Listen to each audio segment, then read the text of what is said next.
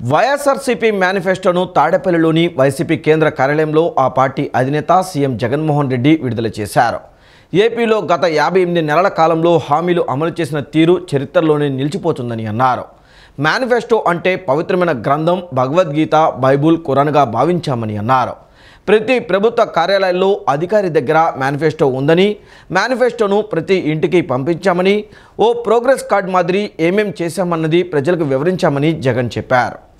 మేనిఫెస్టోను Bhagavad Gita, Bible, ఖురాన్గా భావించామన్నారు AP CM Jagan. 2019 మేనిఫెస్టోను 99% అమలు చేశామని చెప్పారు. నేరుగా ఇంటికే పథకాలు డోర్ డెలివరీ చేశామని చెప్పారు. చేయగలిగినవి మాత్రమే చెప్పినవన్నీ అమలు చేసి హీరోగా ప్రజల్లోకి వెళ్తున్నానన్నారు. 58 నెలల్లో 99% అమలు చేశామని, ఈ 5 ఏళ్లలో మేనిఫెస్టోకు గుర్తింపు వచ్చిందన్నారు. పాదయాత్రలో పేదల కన్నీళ్లు కళ్లారా చూశారని జగన్ చెప్పారు.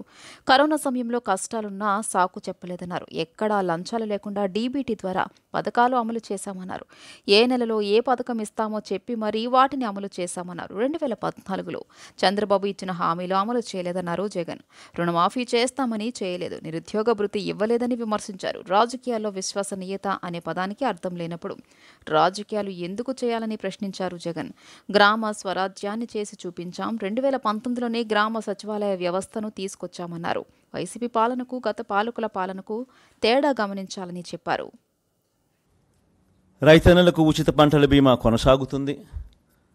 రైతన్నలకు 0 వడ్డీ కింద పంట రుణాలు కొనసాగుతాయి. ఇప్పుడు ఇస్తూ ఉన్నట్టుగానే జరుగుతూ ఉన్నట్టుగానే దేశంలో ఎక్కడ లేని విధంగా కౌలు, అటవీ, దేవాదాయ శాఖ భూములు సాగుదారులకు కూడా రైతు భరోసా వస్తుంది. వైఎస్ఆర్ బీమా ద్వారా ఆత్మహత్య చేసుకున్న రైతు కుటుంబాలకు 7 లక్షల రూపాయలు ఇస్తూ ఉన్నాం, అది కొనసాగుతుంది. ప్రతి నియోజకవర్గంలో అంటే ఇవన్నీ చెప్పుకుంటూ పోతే చాలా ఉన్నాయి. వ్యవసాయం ఒకటే పెద్ద సబ్జెక్టుగా ఉంది. సో మేనిఫెస్టోలో ఇప్పుడు జరుగుతూ ఉన్నటివన్నీ కూడా కొనసాగుతాయి. ముఖ్యమైన పాయింట్స్ మాత్రమే నేను చెప్తా ఉన్నా. మేనిఫెస్టో నెట్లో అవైలబుల్గా పెడతాం. ఎవరైనా కూడా నెట్లో పూర్తిగా సమగ్రంగా కూడా చూసుకునే అవకాశం ఎవరికైనా ఉంటుంది. ఎందుకంటే మనం మేనిఫెస్టో మాయం చేయం. మన మేనిఫెస్టో ఎప్పుడూ కూడా అవైలబుల్గా ఉంటుంది. ప్రతి ఇంట్లోనూ అవైలబుల్గా ఉండాలని తాపత్రయపడతా, ప్రతి గవర్నమెంట్ ఆఫీస్లోనూ ఉండాలని తాపత్రయపడతా, నెట్లో ఎప్పటికీ కూడా అవైలబుల్గా ఉండాలని ఆరాటపడతా. కాబట్టి మేనిఫెస్టో ఎప్పటికీ అవైలబుల్గా ఉంటుంది నెట్లో. మద్య నిషేధంపై సీఎం జగన్ను టీడీపీ అధినేత చంద్రబాబు ఎక్స్లో సూటిగా ప్రశ్నించారు. మద్య నిషేధం చేయకుండా వైసీపీ ప్రజలను ఓట్లు ఎలా అభ్యర్థిస్తుందని అన్నారు. మేనిఫెస్టో అంటే భగవద్గీత, బైబుల్, ఖురాన్ అన్నావు. వాటిలో ఏ ఒక్కదాని మీదన్నా నీకు గౌరవం ఉంటే 2019 మేనిఫెస్టోలో చెప్పినట్లు రాష్ట్రంలో మద్యపాన నిషేధం చేసి ఉండేవాడివన్నారు. మద్యపాన నిషేధం చేశాకే ఓటు అడుగుతా అన్న నువ్వు ఇప్పుడు ఏ ముఖం పెట్టుకొని 2024 మేనిఫెస్టోని విడుదల చేసి ఓట్లు అడుగుతున్నావని సిబిఎన్ ఎక్స్ వేదికగా ప్రశ్నించారు. పింఛన్ పంపిణీపై రాష్ట్ర ప్రభుత్వానికి ఎన్నికల సంఘం ఆదేశాలు జారీ చేసింది.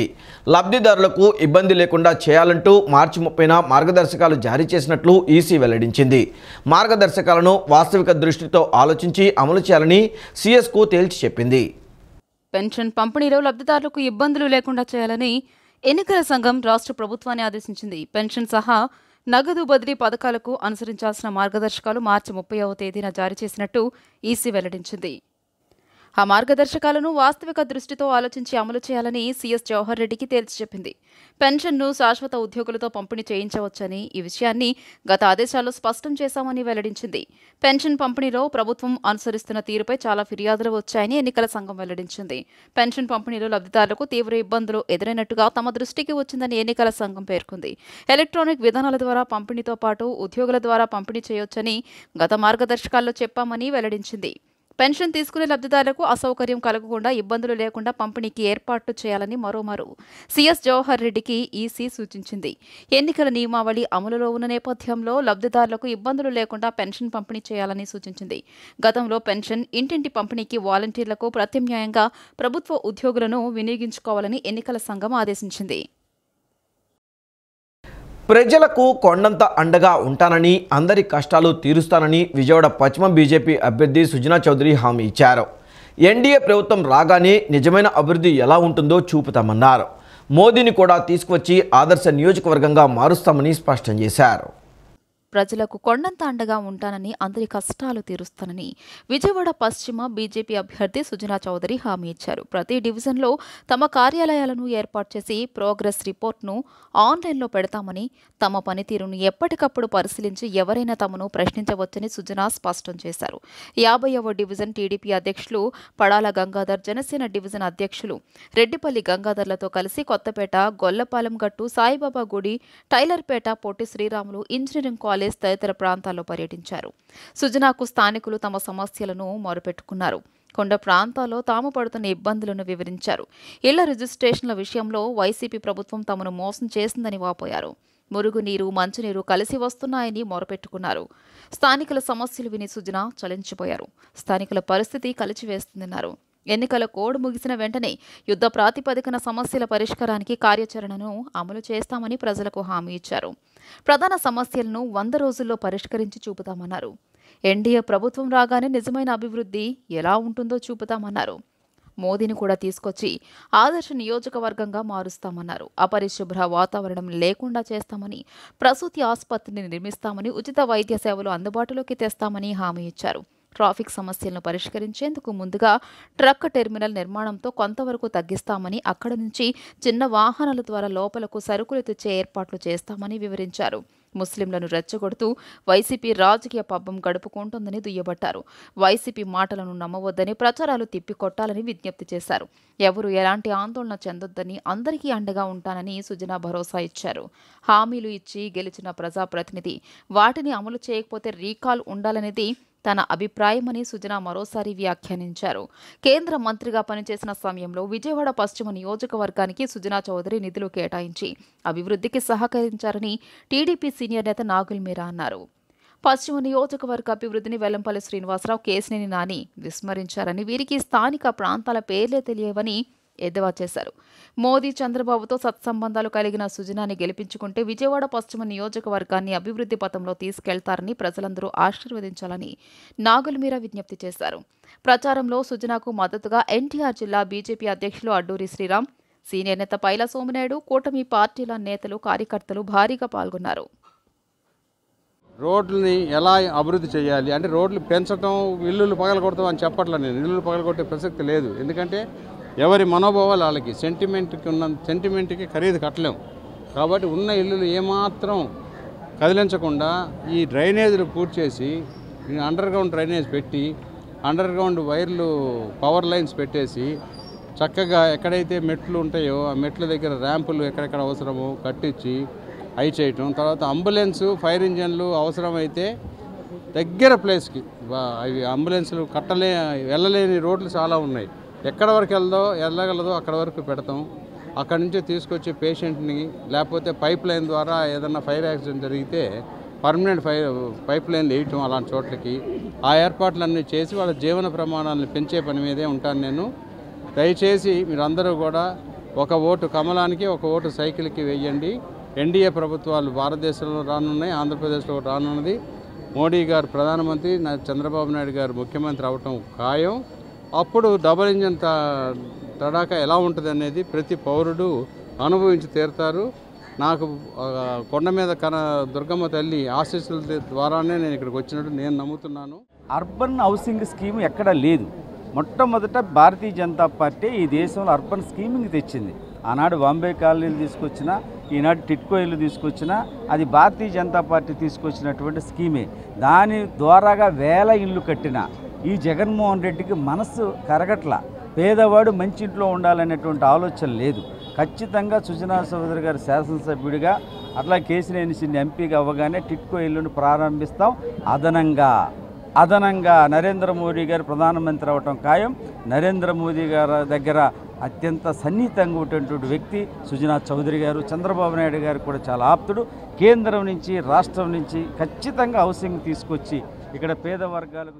కూటమి ప్రభుత్వం అధికారంలోకి రాగానే మద్యం దుకాణాల సంఖ్య తగ్గిస్తామని నారా లోకేష్ మహిళలకు హామీ ఇచ్చారు. నకిలీ మద్యం వల్ల లక్షల సంఖ్యలో ప్రజలు అనారోగ్యం బారిన పడుతున్నారని, కుటుంబాలు రోడ్డున పడుతున్నాయని లోకేష్ ఆవేదన వ్యక్తం చేశారు. ఎన్నికల ప్రచారంలో భాగంగా మంగళగిరిలో లోకేష్ పర్యటించారు. కూటమి ప్రభుత్వం అధికారంలోకి రాగానే మద్యం దుకాణాల సంఖ్య తగ్గిస్తామని నారా లోకేష్ మహిళలకు హామీ ఇచ్చారు. నకిలీ మద్యం వల్ల లక్షల సంఖ్యలో ప్రజలు అనారోగ్యం బారిన పడుతున్నారని, కుటుంబాలు రోడ్డున పడుతున్నాయని లోకేష్ ఆవేదన వ్యక్తం చేశారు. ఎన్నికల ప్రచారంలో భాగంగా మంగళగిరిలో లోకేష్ పర్యటించారు. అధికారంలోకి రాగానే అమరావతి అభివృద్ధి కార్యక్రమాలను ప్రారంభిస్తామని స్పష్టం చేశారు. అమరావతికి పెద్ద సంఖ్యలో సంస్థలు తీసుకొచ్చి ఇక్కడి యువతకు ఉద్యోగాలు కల్పిస్తామని లోకేష్ హామీ ఇచ్చారు. టీడీపీ, జనసేన, బీజేపీ కూటమి అధికారంలోకి వచ్చాక జిల్లాల వారీగా పరిశ్రమలు ఏర్పాటు చేసేందుకు ప్రణాళిక సిద్ధం చేశామన్నారు. జగన్ ముఖ్యమంత్రి అయ్యాక అమరావతిని సర్వనాశనం చేస్తారని లోకేష్ విమర్శించారు. 3 రాజధానుల పేరుతో 3 ముక్కలాట ఆడారని మండిపడ్డారు. ఒక్క విద్యా సంస్థనైనా తీసుకొచ్చారా అని లోకేష్ ప్రశ్నించారు. ఆపేసిన సంక్షేమ కార్యక్రమం తిరిగి ప్రారంభించే బాధ్యత కూడా మేము తీసుకుంటామని ఈ సభాముఖంగా నేను మీకు హామీ ఇస్తున్నా. నెక్స్ట్ అంటే సాఫ్ట్వేర్ ఇంజనీర్ అవ్వాలనుకుంటున్నా అన్నాడు. వాళ్ళ కళలు నెరవేర్చాల్సిన బాధ్యత మన పైన ఉంది. మన మంగళగిరికి ఐటీ పరిశ్రమలు కూడా తీసుకొచ్చే బాధ్యత మీ లోకేష్ తీసుకుంటారు. 18,000 5 సంవత్సరాల్లో 90,000 రూపాయలు మీ అకౌంట్ లో జమ చేస్తాం. 3వ హామీ, బాబు గారు ముఖ్యమంత్రి ఉన్నప్పుడు గ్యాస్ ధర 400 రూపాయలు, ఇప్పుడు అదే గ్యాస్ ధర 1,200 రూపాయలు. ఎంతమా? 45,000 రూపాయలు మీ అకౌంట్ లో ఇస్తాం. ఇంకా 2014లో తండ్రి సేవ వాడుకున్నాడు. 2019లో సొంత భార్య 3,000 రూపాయల పెన్షన్ ని 4,000 రూపాయలు చేసే బాధ్యత మేము తీసుకుంటాం. వాలంటీర్ వ్యవస్థ కొనసాగిస్తాం. ఇతర సంక్షేమ కార్యక్రమాలు నేరుగా మీ గడపకి చేర్చే బాధ్యత మేము తీసుకుంటామని ఈ సభాముఖంగా హామీ ఇస్తున్నాం. రాష్ట్రానికి ప్రత్యేక హోదా వచ్చి ఉంటే యువతకు ఉద్యోగాలు వచ్చేవని ఏపీ కాంగ్రెస్ అధ్యక్షురాలు వైఎస్ షర్మిల దుయ్యబట్టారు. కుంభకర్ణుడు 6 నెలలే నిద్రపోతాడని, మీరు 5 ఏళ్లు నిద్రపోయి ఎన్నికలప్పుడు లేచారని ఎద్దేవా చేశారు. సిద్ధమంటూ బయలుదేరారు, దేనికి? అప్పులు చేయడానికని విమర్శించారు. రాష్ట్రానికి ప్రత్యేక హోదా వచ్చి ఉంటే యువతకు ఉద్యోగాలు వచ్చేవని ఏపీ కాంగ్రెస్ అధ్యక్షురాలు వైఎస్ షర్మిల అన్నారు. మోదీని నిలదీసే ధైర్యం రాష్ట్ర నేతలకు లేదని విమర్శించారు. అనకాపల్లి జిల్లా పాయకరావుపేటలో నిర్వహించిన ఎన్నికల ప్రచారంలో ఆమె మాట్లాడారు. చక్కెర పరిశ్రమలు మూతపడితే తెరిపించాలనే ఆలోచన పాలకులకు ఉందా అని నిలదీశారు. అధికారంలోకి వచ్చాక జగన్ ప్రత్యేక హోదా కోసం ఒక్క ఉద్యమం అయినా చేశారా? రాజధాని కట్టగలిగారా? రాజధాని కూడా కట్టలేని నేతలకు ఓట్లెందుకు వేయాలని ప్రశ్నించారు. రైతులకు అన్యాయం జరుగుతుంటే సీఎం ఏం చేస్తున్నారు? మెగా డిఎస్సీ అని దగా డిఎస్సీ ఇచ్చారని దుయ్యబట్టారు. ఎన్నికలకు 2 నెలల సమయం ఉందన్నప్పుడే గుర్తొచ్చిందా అని నిలదీశారు. కుంభకర్ణుడు 6 నెలలు నిద్రపోతాడని, మీరు 5 ఏళ్లు నిద్రపోయి ఎన్నికలప్పుడు లేచారా అని ఎద్దేవా చేశారు. సిద్ధమంటూ బయలుదేరారు, దేనికి? అప్పులు చేయడానికా అని విమర్శించారు. మద్యపాన నిషేధం చేయకపోతే ఓట్లే అడగనన్నారు. ఇప్పుడు సర్కారే లిక్కర్ అమ్ముతోందని వ్యాఖ్యానించారు. నాసిరకం మద్యం తాగి ప్రజలు చనిపోతున్నారని షర్మిల మండిపడ్డారు. ఈరోజు పట్టించుకునేవాడు ఉన్నాడా అంటే భూతద్దం పెట్టుకుని వెతికి చూసినా కానీ పట్టించుకునే వాళ్ళు ఎవ్వరూ లేదు. మరి వీళ్ళకి ఎందుకు ఓట్లేయాలో ఒక్కసారి ఆలోచన చేయండి.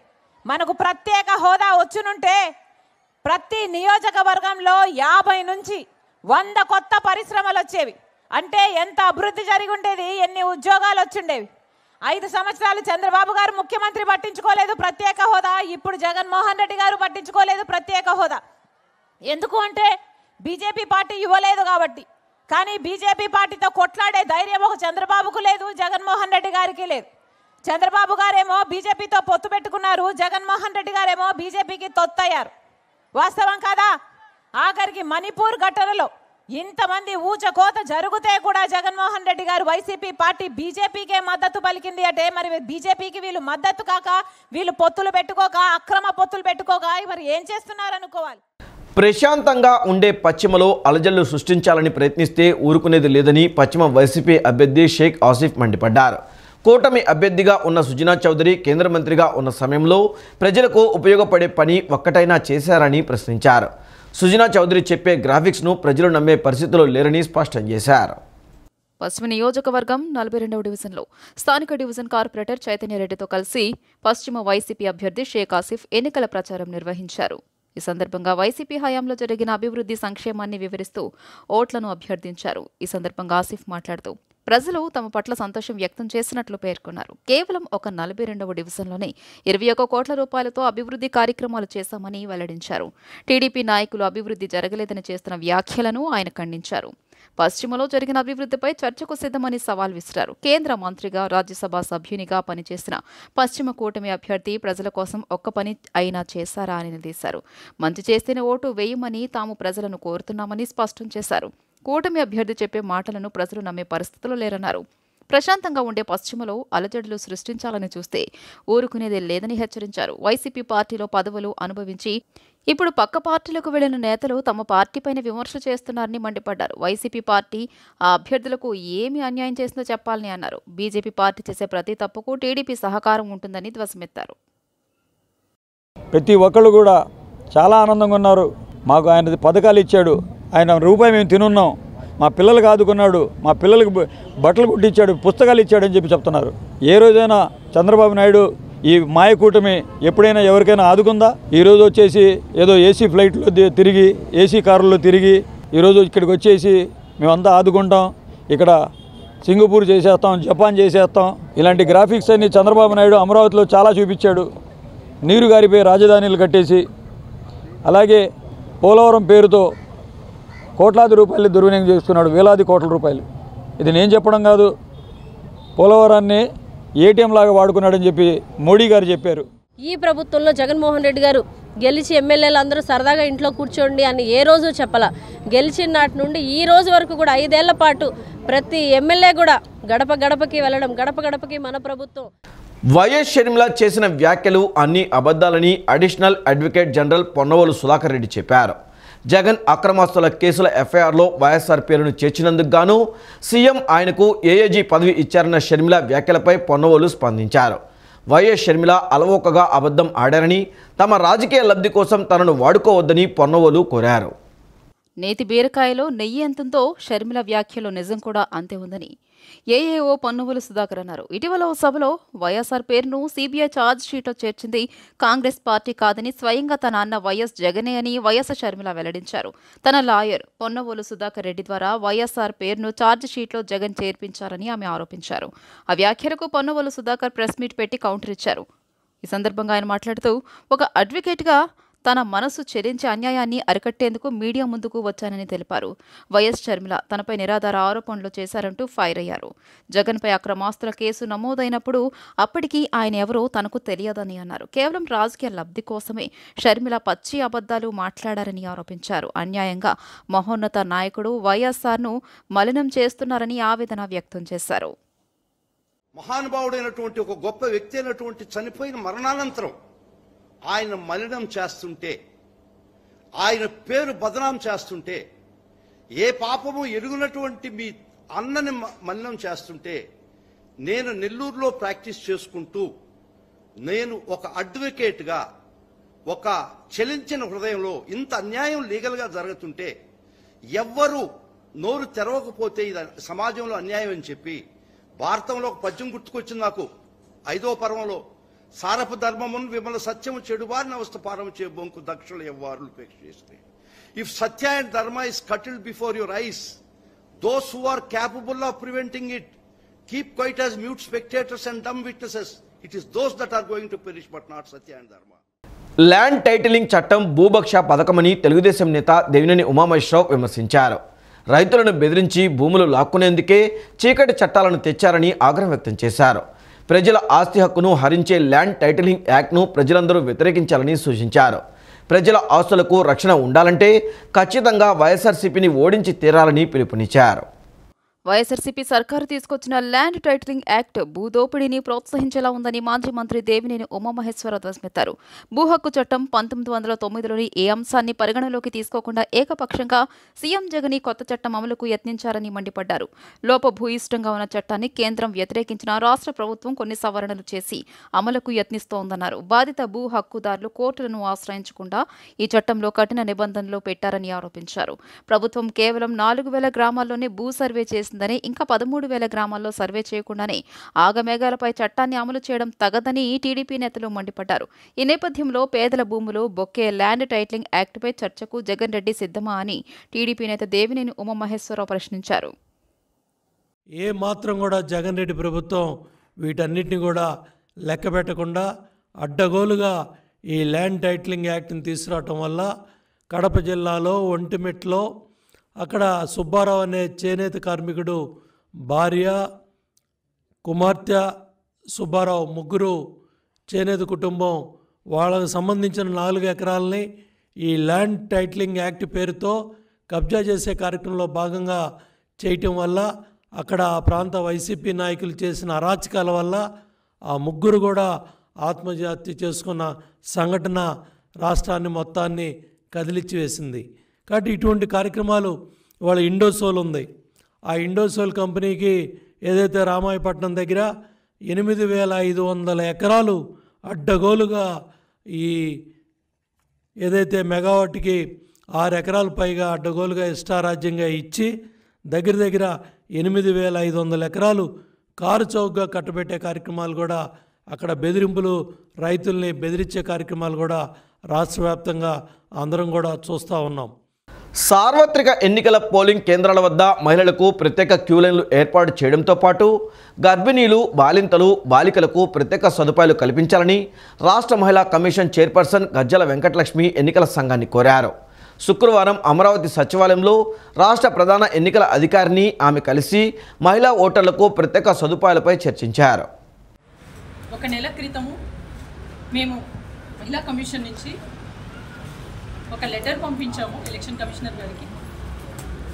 ఎప్పుడూ కూడా ఇంతవరకు జరిగినటువంటి ఏ ఎలక్షన్లో కూడా మహిళలకు సపరేట్ క్యూ లైన్లు లేవని, అందరికీ కలిపి క్యూ లైన్స్ పెట్టడం వల్ల మరి మహిళలు క్యూ లైన్స్లో ఈ అధికమైన ఉష్ణోగ్రతలు నమోదవుతున్న సమయంలో ఇబ్బంది పడే అవకాశం ఉందని తెలపడం జరిగింది.